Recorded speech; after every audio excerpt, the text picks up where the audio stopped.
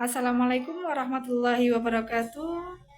Alhamdulillah kita berjumpa lagi di channel ini.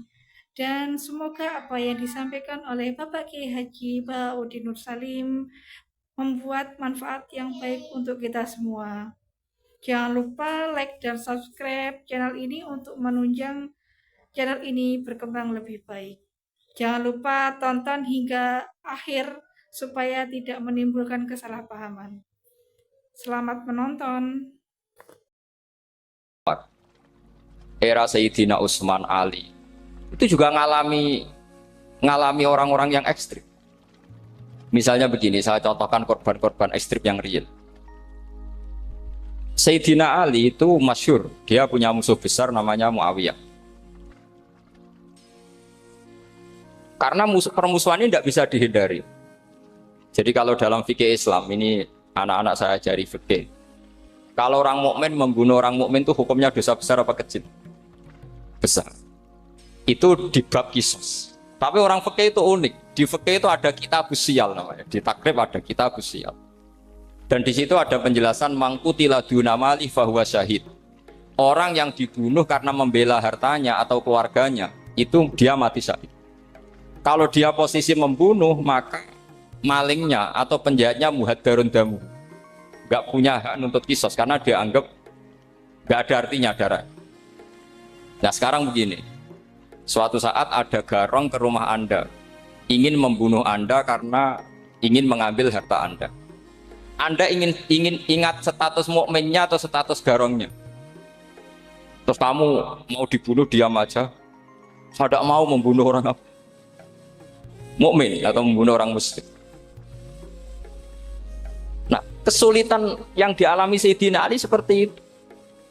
Orang-orang Khawarij cara berpikir Ali ku geblek. Wong mukmin kok pengen mateni wong mukmin. Muawiyah ya geblek pisan. Wong mukmin kok pengen mateni orang.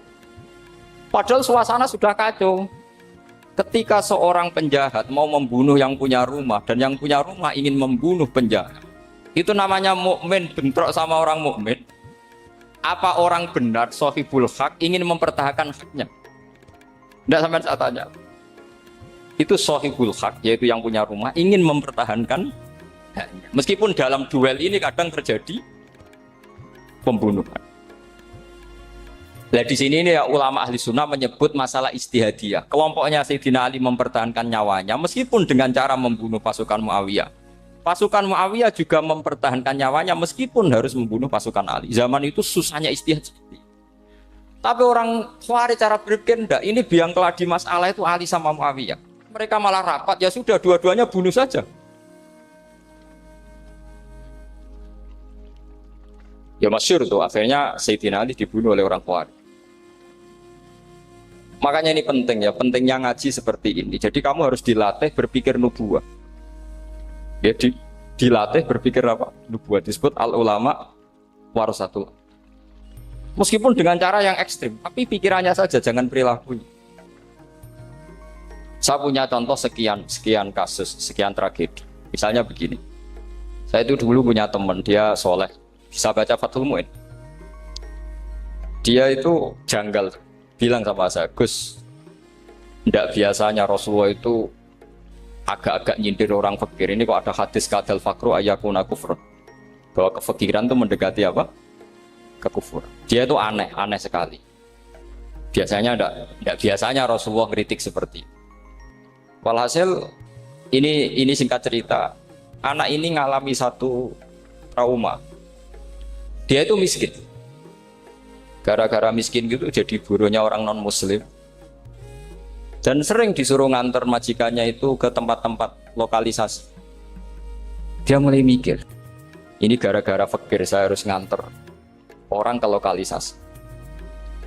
Mulai ingat dia, sedekah Rasulullah ini gara-gara fakir saya jadi pengantar orang ke lokalisasi. Suatu saat majikannya itu benar-benar bangkrut, malah tidak disuruh nganter. Pokoknya carikan yang cantik bawa sini. Pusing.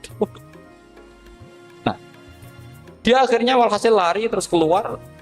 Terus dia cerita betapa ekstrimnya fakir, sehingga gara-gara fakir saya harus jadi penolong orang yang mau apa mak. Anda boleh berpikir ekstrim, tapi ekstrim dalam melawan kemungkaran itu tadi. Saya nggak boleh jadi fakir. Tapi takutnya fakir yang nanti jadi alat kemak. Imam Ghazali juga punya contoh seperti itu. Imam Ghazali pernah marah besar ketika tren di Baghdad itu orang belajar fikih semua. Hatta la yakuna thamma tabibun illa min ahli dhimmah, kata beliau. Sampai di Baghdad itu tidak ada dokter kecuali orang kafir dhimmah. Akhirnya kalau ada ulama sakit, saya masih ingat pas kecil, kalau ada ulama sakit itu tidak boleh dibawa ke rumah sakit. Takutnya ketemu dokter non muslim malah disuntik langsung apa? Mati. Akhirnya ulama saat itu berfatwa, orang Islam harus ada yang jadi dokter. Banyaklah gus-gus yang sekolah ke dokter. Yang masyhur seperti Sahal itu, Sahal bin Abdul Fattah. Itu dulu putranya Ki Fatah yang menolong Mbah Mahfud saat sembunyi. Saking idolakannya Basal, anaknya dinamakan Sahal, tapi dia jadi dokter spesialis bedah. Begitu seterusnya urusan negara. Dulu itu orang jabat itu tidak boleh, karena jabat itu dekat dengan syubhat, dekat dengan haram. Tapi gara-gara pejabatnya non-muslim, kalau bikin aturan ya ala non-muslim. Ulama akhirnya sadar, andikan kita yang jabat pasti tidak seperti itu. Bisa bikin perda ini, bisa bikin pelaturan begini yang menguntungkan Islam. Nah, jadilah banyak pejabat yang sekarang muslim. Tempat-tempat maksiat di obrak-abrik sama Satpol PP macam-macam. Kita untung. Tapi kalau orang-orang khawarij pikirannya pokoknya pejabat itu dekat dengan haram, dekat-dekat syubhat. Padahal dengan kita jabat bisa bikin perda atau apa yang menguntungkan Islam. Kemudian menjadi masalah baru secara fikih. Ini adik-adik dengerin biar kulino senam fikih. Kalau caleg soleh, misalnya Mas Nadif nyalek, ini tadi tak guyoni, mau jadi bupati ndak, kalau ya mau saya dukung. Jadi misalnya gini ya, Zaid sama Bakar, misalnya Bakar itu orang soleh, mau jadi calon lurah.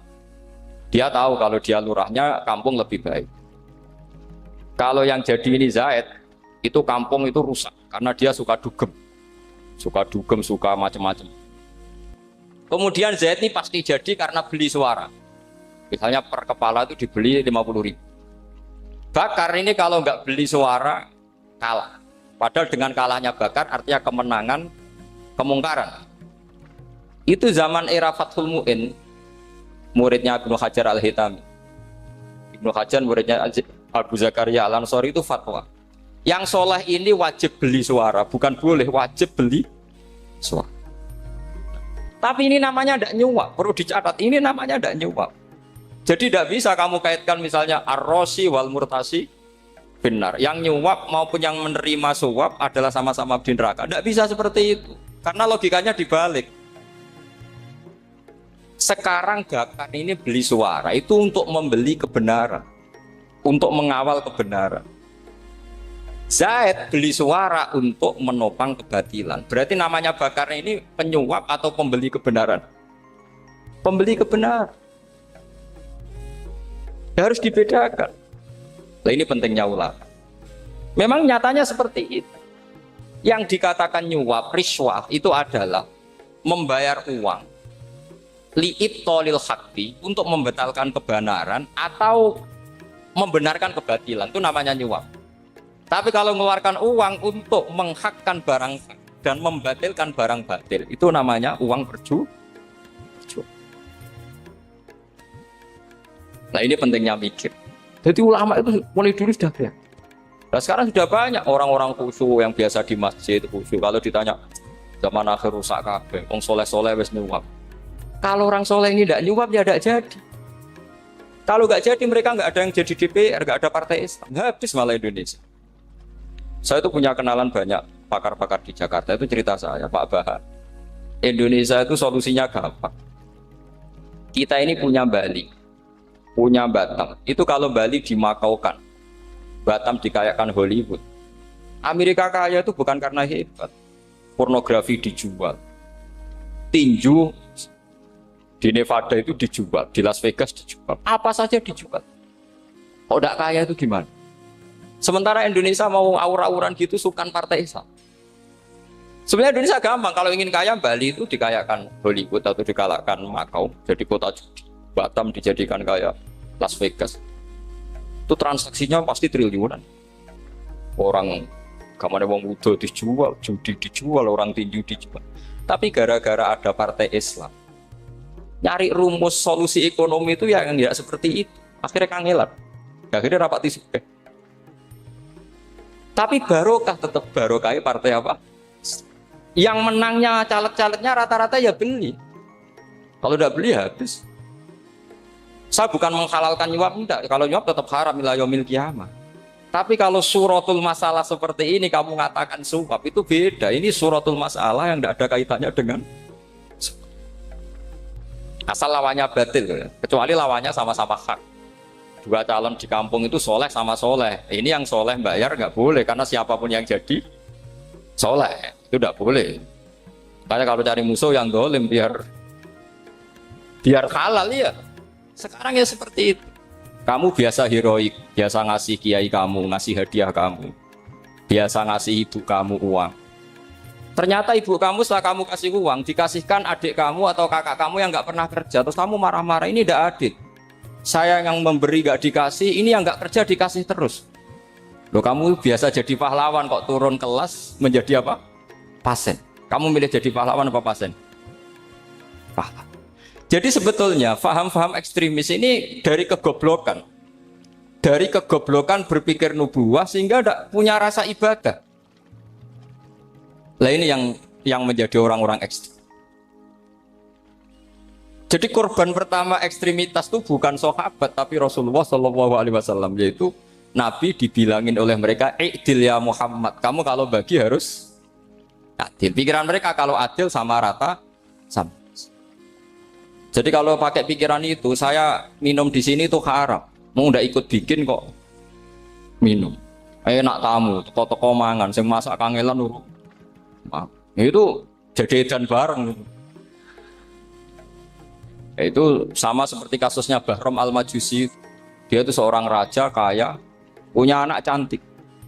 Dipikir-pikir, anakku ayu dirabek nang liya rugi, sing gedhekno aku sing rumah aku dirabi wong liya. Maka dia berpikir mau dinikahi sendiri. Karena tadi melihat Mas Nadif ya orang Kenya tadi, apa Nigeria. Malah gak layak itu maksudnya orang. Ini Mas Nadif ini termasuk harus mendukung gerakan tidak ekstrim. Nyawanya masih itu karena barokahnya beliau agak-agak gitu. Tapi nggak sampai liberal ya, agak-agak pokoknya itu. Karena ketika ada gerakan ekstrim di Mesir, itu termasuk dia DPO. Ternyata setelah ada intelijen, beliau pas buka itu nggak makan dulu tapi rokok dulu. Wah ini mesti orang sekuler, nggak ekstrim. Akhirnya nyawanya sampai sekarang itu barokahnya rokok pas iftar itu pas. Tanya ini masih hidup, iya Mas. Ya pernah sepuh sama saya. Jadi pikiran-pikirannya Bahram itu seperti itu. Walhasil akhirnya Bahram itu menikahi anaknya sendiri. Masyhur itu dalam cerita. Jadi ceritanya itu ada seorang wali tidur di Masjid Haram sama Rasulullah, ditemuin gitu. Terus kata Rasulullah, salam saya untuk Bahram Al-Majusi. Ternyata dicari-cari nggak ada Bahram lain kecuali Bahram yang berdua, bahkan anaknya sendiri mau dinikahi. Ya cara berpikir karena seperti itu. Kalau kita berbuat banyak harus dapat.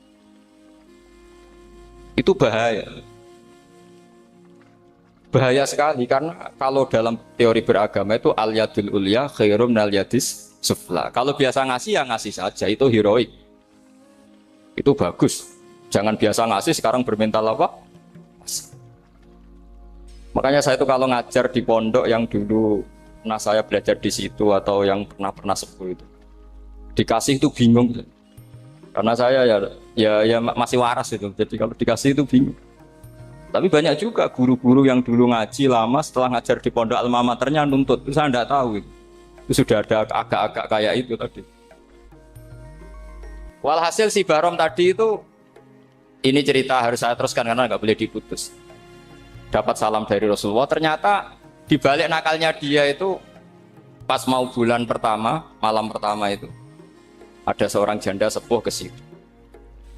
Ganggu dia tentu ya. Ketika dikejar pulang lagi sampai 3 kali. Dia tanya, kenapa Bu kamu begitu? Katanya, saya ini anak-anak saya kelaparan. Kalau saya pulang, anak-anak saya nangis minta makan. Saya ingin minta Anda. Tapi setelah saya ingat Anda ini majusi, saya mukmin, saya mukminah, saya pulang. Ya sudah Bu, kamu di rumah saja. Nanti saya kirimi makan. Dikirimi sendiri, padahal dia seorang raja, orang kaya. Barokahnya itu dia dikasih tobat sama Allah. Dan paginya ketemu tamu yang mengirimkan salam dari Rasulullah SAW. Akhirnya Bahram ini menjadi muslim. Tapi intinya berpikir seperti tadi itu salah, bahwa kalau saya jasa banyak harus mendapat apa? Ini cara berpikir orang-orang Khawarij. Iya, saya pernah ditanya seorang dosen. Gus, saya ini kalau baca sejarah perang Badar atau perang Uhud, yang saya tidak nerima itu satu. Kenapa setiap ghanimah harta orang kafir dan istrinya orang kafir kok disita orang Islam, dan yang perempuan jadi amat, kemudian juga digauli orang Islam, yang hartanya orang kafir juga jadi asetnya orang Islam, kok kayak garam. Dia tanya seperti itu sama saya. Terus saya jawab, kalau sampean ada garong dan kemudian bawa senpi, senjata api, kemudian garong Anda, penjahat Anda lumpuhkan, ya senpi itu harus Anda kembalikan. Monggo penjahat ini kagungan jenengan beto wangsul. Karena ada milik Anda, harus dikembalikan. Wah, tidak bisa Pak, kalau saya kembalikan pasti dipakai jahat lagi, dipakai kriminal lagi. Ya sama, kalau asetnya orang kafir dikembalikan ke orang kafir akan menjadi aset kekafiran lagi untuk menghancurkan kita. Nah, perempuan juga sama. Perempuan itu alat produksi. Jika perempuan tadi dikembalikan ke orang kafir, maka kamu menolong populasi orang. Ya seperti itu. Paham? Makanya disita dalam perang loh ya, tapi dalam perang yang legal. Nah itulah kenapa amat halal. Makanya di Quran itu illa ala azwajihim aw ma malakat ayman. Paling enggak itu masih ada ulama atau pemikir atau ustadz siapa saja yang bisa memahami logika apa? Nanti kalau ulama ini sudah meninggal, orang akan mencibir Islam dengan cara mengatakan Islam itu jahat, yaitu menyita hartanya orang kafir dan istrinya orang kafir. Setiap kali terjadi. Karena pemikiran ini pasti sama-sama kutubnya, sama-sama ekstrim. Dan ini penting saya katakan. Makanya masyhur itu perdebatan Sayyidina Ali dan Muawiyah. Ini saya kutip sedikit. Ini ya sama-sama berpikir ekstrim, tapi ekstrim yang baik. Walhasil dalam satu kerja bakti di Masjid Kuba, itu ada sahabat namanya Ammar. Ini di depan umum, ini penting. Kalau dalam ilmu hadis di depan umum ini penting karena nanti menjadi mutawatir. Beda dengan hadis yang Nabi ngendikan sama 1-2 sahabat, namanya hadis ahadi. Di depan umum Nabi guyon gini sama Ammar, ya Ammar waihak taktuluka alfiatul baghiyah. Ammar, kamu ini nasib kamu itu agak sial. Karena nanti yang membunuh kamu itu kelompok yang tidak benar. Alfiatul baghiyah itu kelompok yang tidak benar. Itu disaksikan sekian sahabat. Walhasil suatu saat Ammar ini ikut perang dan ikut pasukannya Ali dan terbunuh oleh pasukannya Muawiyah. Seneng Ali. Walhasil Ammar ditemuin sama ya Muawiyah. Al-ana dhuhara bi anna fi'ati haqqun wa fi'ataka baghiyah. Sekarang kelihatan siapa yang benar. Saya yang benar, kamu yang salah. Kenapa? Karena Ammar kelompokku dan terbunuh oleh kelompok kamu. Padahal kata Rasulullah yang membunuh Ammar adalah kelompok yang salah. Muawiyah pintar sekali, dia jawabnya gini, laula kama kutila Ammar. Ammar terbunuh karena bela-belain kamu. Kalau kamu tidak nyuruh dia perang juga gak terbunuh kan. Jadi kamu ikut andil terbunuhnya siapa? Ammar. Tapi apa kata Sayyidina Ali? Idzan qatala Rasulullah Hamzah. Kalau teori itu Anda pakai, Rasulullah pun membunuh Hamzah. Sekarang Hamzah perang karena suruhan siapa? Rasulullah. Yang membunuh Hamzah siapa? Wahsy. Kalau teori itu Anda pakai, berarti Rasulullah pun membunuh Hamzah. Terus fasa kata Muawiyah, terus Muawiyah diam. Jadi fikih pun tuh diputuskan lewat pikiran ekstrim. Tapi bukan ekstrim yang merugikan orang lain. Ya, kalau merugikan orang lain namanya sudah la dororo wa la dirar, dia menyalahi aturan. Makanya saya pernah ngaji di sini dulu ketika tahun kemarin. Fikih-fikih Islam itu punya rumus, itu ya gara-gara pikiran ekstrim sebetulnya. Saya pernah nyontohkan adalah orang tuh kalau sholat jenazah itu mayitnya di depan. Itu ulama fikih tidak ada yang punya alasan. Mau hanya bilang gini, hakadha wajadna salafan wa khulafan. Mulai dulu kalau nyolati mayit ya jenazahnya di depan. Ya hanya gitu saja, tidak punya alasan. Makanya ulama lain mengatakan tidak apa-apa jenazah di belakang, yang sholat di depan. Kenapa? Fa innaha laysat bimanzilatil imam. Memangnya jenazah imam kok harus di depan? Itu ya tidak ada yang bisa bantah. Bagaimana mungkin harus di depan? Oh enggak, imam kok harus. Yang harus di depan itu imam, jenazah itu imam apa enggak? Enggak. Terus alasan kedua, sholat ghaib. Kalau ada orang mati di Surabaya, Mas Nadib di sini, sholat ghaib boleh enggak? Boleh. Jenazahnya di depan apa belakang? Belakang. Di belakang kan? Berarti harus enggak jenazah di depan? Ya dia mau ngakeh yang jelas kalau itu. Lah ini contoh-contoh kecil. Nah orang Khawarij itu orang yang paling tidak mau menerima otak-atik seperti itu. Akhirnya jadi goblok bareng tadi. Ya makanya Rasulullah pun jadi korbannya Khawarij. Muhammad kamu harus adil. Karena pikiran mereka adil itu yang memberi banyak ya dapat banyak. Kalau pikiran nubuah tidak seperti itu. Kalau yang biasa memberi, biasa heroik, biasa baik ya biar tetap biasa memberi. Jangan dilatih jadi apa? Fasih. Ini mungkin adik-adik juga agak keberatan, tapi harus dilatih. Makanya saya itu jadi kiai itu ya mulai kecil anaknya kiai butuh kiai. Saya itu ya mulang tuh senang. Saya tidak pernah terlintas dikasih santri atau dihormati ya enggak. Mungkin sampai mati ya enggak terlintas. Ya pikiran saya sederhana. Biasa mulang pahlawan malah sekarang pasen itu malah kayak cemen, kayak turun kelas gitu. Jadi saya terus ya enggak kepikiran sama sekali. Loh kalau saya minta sama Allah karena itu atasan saya. Makanya ada ulama yang ekstrem gini, ini kisah nyata. Ada ulama alim datang ke seorang raja. Rajanya ini soleh padahal. Ternyata pas raja itu berdoa, ya Allah saya kasih ini, kasih ini. Ada ulama tadi itu mau mengajukan proposal. Mau minta apa gitu. Terus dia pulang ketika ditanya, Pak Kiai kenapa pulang? Ternyata raja itu minta zat yang sama yang saya mintai. Kalau raja saja masih minta, ngapain saya minta raja? Saya akan minta zat yang dimintai raja. Terus pulang dia. Wah itu ya pikiran ekstrim, tapi bagus ekstrimnya. Saya akan minta zat yang dimintai. Kalau sampean kan enggak, uteke saya les, sholat dinteni, tetap jalo. Oh orang mikir seperti itu. Mang salah didik, salah itu tadi. Nah, ini harus dilatih. Masyhur itu ketika Nabi pas Fathu Makkah itu. Orang-orang Ansor komentari Nabi gini, ketika Nabi sangat happy di Mekah, sangat enjoy di Mekah, kata orang-orang Ansor, Amar rojul adroka durok fatun fi ahli wa ulfatun fi asyiroti. Namanya orang pasti happy kalau di kampung halaman. Jangan-jangan Rasulullah itu nanti hidup di Mekah lagi, karena Mekah sudah dikuasai orang Islam. Beliau pasti kangen sama keluarga, sama Mekah. Tapi ya sama, ketika Rasulullah mulai ngasih itu, orang-orang Quraisy dikasih banyak, orang Ansor juga pikirannya seperti itu. Baru orang Ansor dilatih pikiran nubuwah, yaitu tadi mereka itu dapat kambing, dapat sapi terus pulang. Kamu mendapat saya, milih mana? Milih Rasulullah Shallallahu Alaihi Wasallam. Sekarang kamu saya balik. Kamu punya kiai, kamu bisa memberi hadiah, memberi beliau. Suatu saat kiai Anda ini kaya raya, terus sering ngasih orang-orang yang nggak pernah berjasa. Kamu nggak pernah dikasih. Itu kalau pakai pikiran Khawarij, kiai ini salah karena ngasih orang yang tidak berjasa. Tapi kalau kamu pakai pikiran nubuah, enggak. Alhamdulillah saya tetap istiqomah memberi kiai itu. Dan alhamdulillah enggak dibales. Semoga balasannya di akhir. Ya sudah seperti itu. Kalau pakai pikiran gengsi tadi seperti itu. Masa biasa memberi sekarang posisi diberi, saya rak turun kelas. Jadi sebetulnya pikiran ekstrim itu boleh, tapi untuk yang seperti ini bukan ekstrim yang tadi. Makanya ini disebut al-hujjat.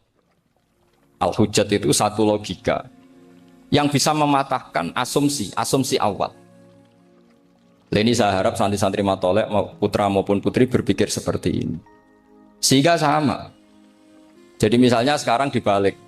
Kalau ada orang NTT yang masih non-muslim, itu orang kafir yang harus dibunuh atau orang kafir yang harus didakwai.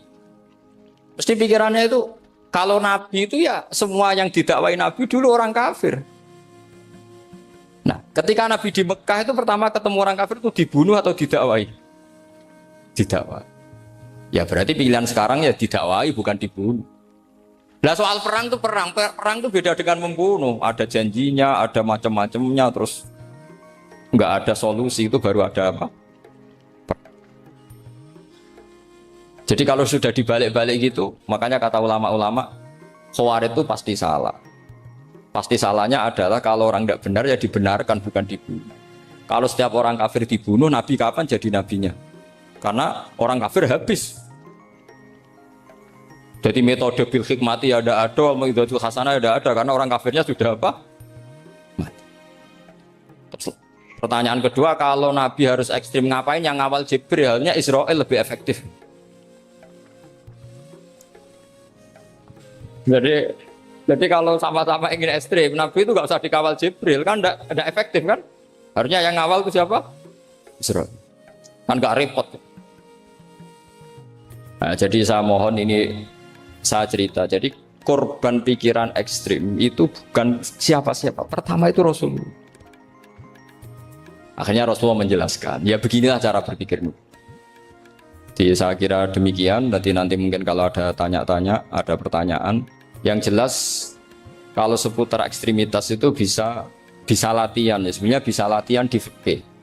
Karena fikih ini cerminan dari pikiran ulama. Ya, cerminan dari pikiran apa ulama yang tidak tekstual. Ya, seperti gini ya. Tasaddaqa Rasulullah so'an min tamrin au so'an min aqidin. Ketika zakat fitrah itu Rasulullah mengeluarkan satu sok amr. Amr itu kurma. Kalau menurut tekstual berarti zakat fitrah harus pakai kurma. Tapi semua ulama sedunia mengatakan kuti ahlil balad. Hanya dalam konteks Indonesia ya pakai apa? Beras. Berarti kata tamr diganti kut. Diganti apa? Kut.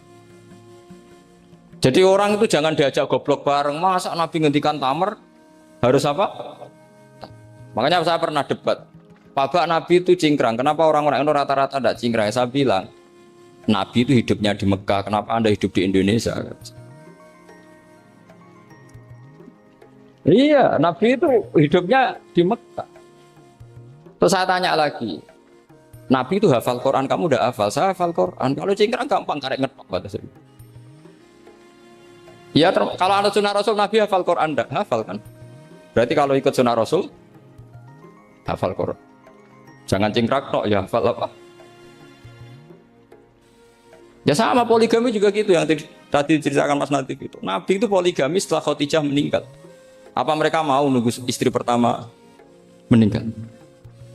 Kalau ingin persis loh, kalau ingin persis nunggu istri pertama meninggal. Iya. Enggak mau juga kan? Ya biasa saja lah. Pokoknya yang dihalalkan syariat ya kita bilang halal, yang diharamkan kita bilang apa? Enggak usah sok suci sunnah Rasul. Saya punya banyak cerita.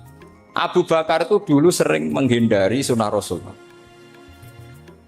Dulu Rasulullah itu kalau ada orang minta ya dikasih. Ketika Abu Bakar bikin Baitul Mal. Ketika ditanya ini zaman Rasulullah tidak ada. Kata Abu Bakar, huwa Rasulullah. Beliau itu Rasulullah. Mbak gak di-manage ya negara tertib. Umar bikin pasukan itu diangkat negara. Kalau dulu zaman Nabi yang ikut perang bahaya, yang tidak perang namanya munafik. Era Umar enggak, militer itu ditunjuk. Ya digaji pakai Diwanul Murtaziqah. Ketika ditanya, kenapa enggak kayak Rasulullah? Huwa Rasulullah, mbok enggak tertib pun tetap negara stabil. Karena ada karisma. Jadi kadang-kadang dalam banyak hal, itu kita malah enggak boleh persis Rasulullah. Karena kadang banyak khususiyah. Yaitu contoh yang paling masyhur di fikih ya kayak Nabi itu nikah 9 itu khususiyah. Dalam strategi juga sama. Dalam strategi memanage negara juga sama. Banyak sahabat yang punya ide yang zaman Nabi itu tidak ada. Ketika ditanya, kenapa tidak persis Nabi? Katanya, huwa Rasulullah. Ya Rasulullah itu meskipun seperti itu, meskipun tidak tertib secara rasional, tetap dikawal wahyu. Makanya negara baik-baik saja. Kalau saya ini hanya Abu Bakar, kalau tidak ya repot. Umar ya sama, bikin Diwanul Murtaziqah. Utsman juga sama, di-manage negara. Sayyidina Ali juga di-manage.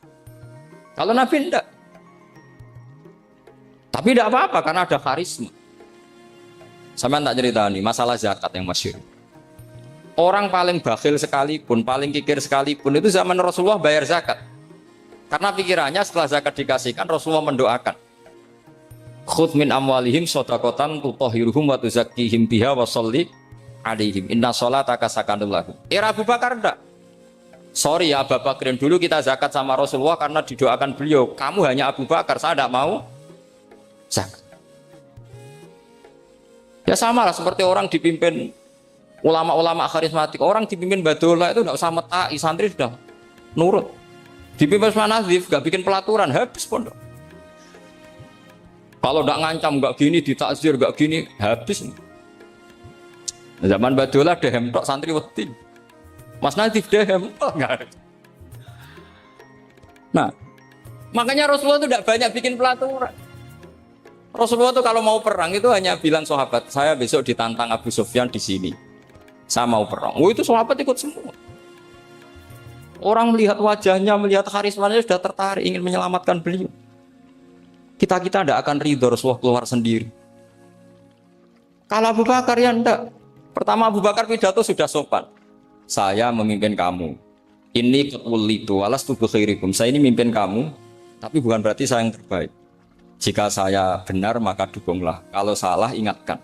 Itu pertama orang-orang bilang apa? Fawwah la'uqiman nakabisef. Nanti kalau Anda salah tak ingatkan pakai pedang. Ya karena hanya Abu Bakar bukan Rasul.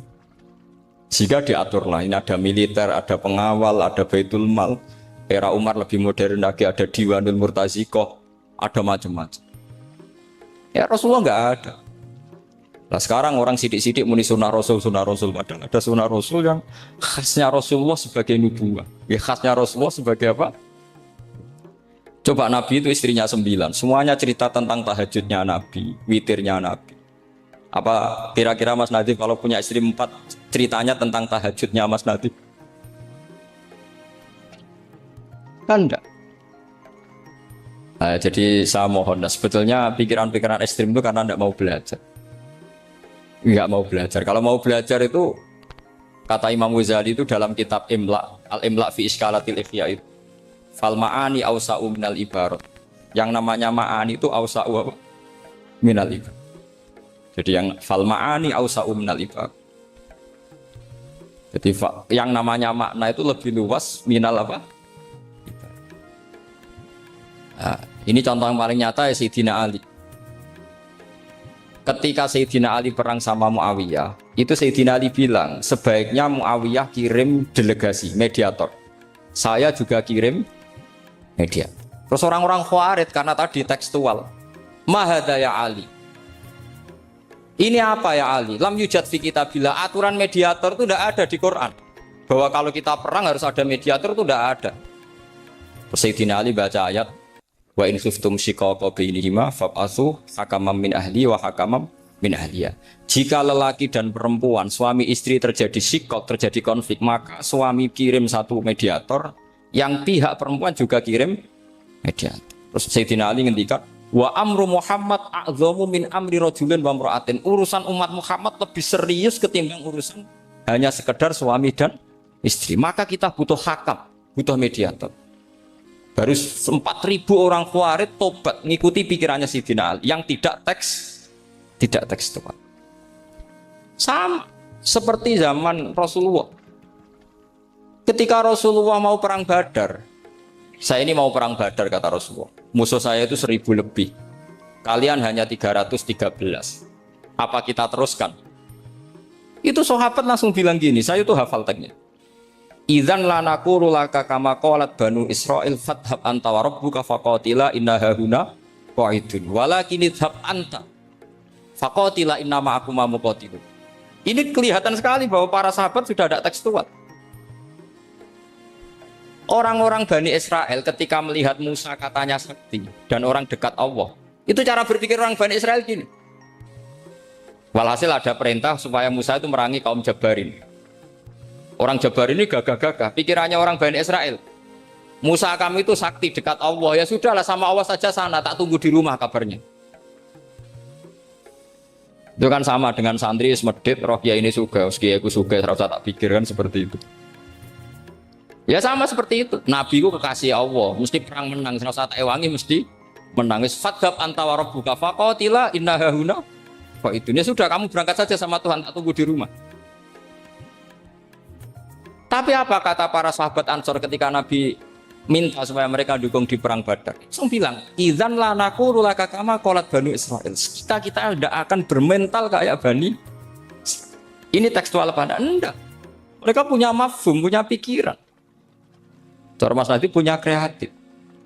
Bahwa ini mental yang bejat, kita tidak akan meniru seperti itu sahabat. Jadi dulu sahabat itu makna di Quran juga ada tekstual. Jadi bisa memahami.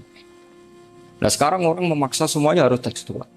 Ya meskipun tadi jangan terlalu liar,